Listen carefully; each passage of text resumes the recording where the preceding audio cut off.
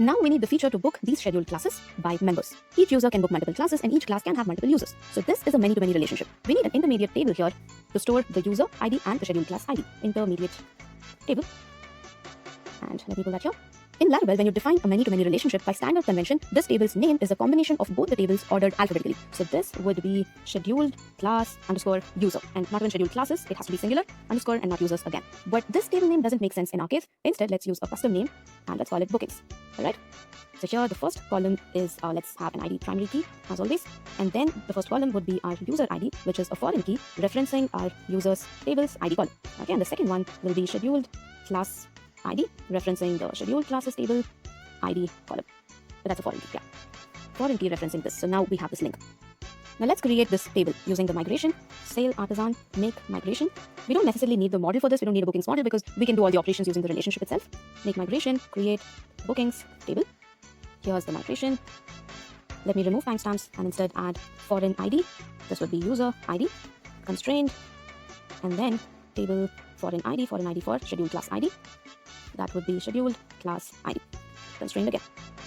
Okay, let's migrate the sail artisan migrate. This is done. Next, let's define the many-to-many relationship in user model. I'll close this.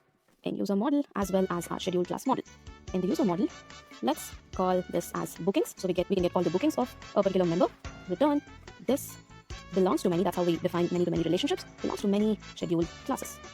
And this, we have to specify the table here because we've changed the name of it. If we kept it as scheduled class user, then it's not required, but otherwise we have to specify the table through which we're resolving this many-to-many relationship. Let's do the same thing here as well. Scroll down, public function, let me call them members instead of just users. So we get all the members who have booked this particular scheduled class. So return this belongs to many again, users. Okay, user class, and here again, pass the bookings. We'll soon be using these relationships. Now let's create a booking controller to make the bookings. Sail artisan, make controller bookings to make them, cancel them, and so on. Bookings controller. Or let me call it booking controller. Yeah, that's the convention. Okay, we have the controller. We can actually make this a resource controller, but that'll confuse you. So let me just keep it as a normal controller. Now let's register the routes in web.php. And this would be, we have a get route to make the booking, member/book. We can just say member/book. And this will point to the booking controller.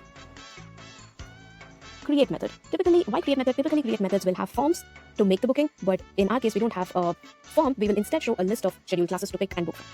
Then give it a, we'll have to use the middleware, the same thing.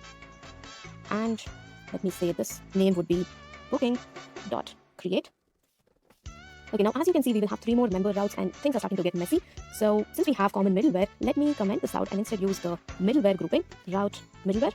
And here, let's say auth middleware and the role middleware.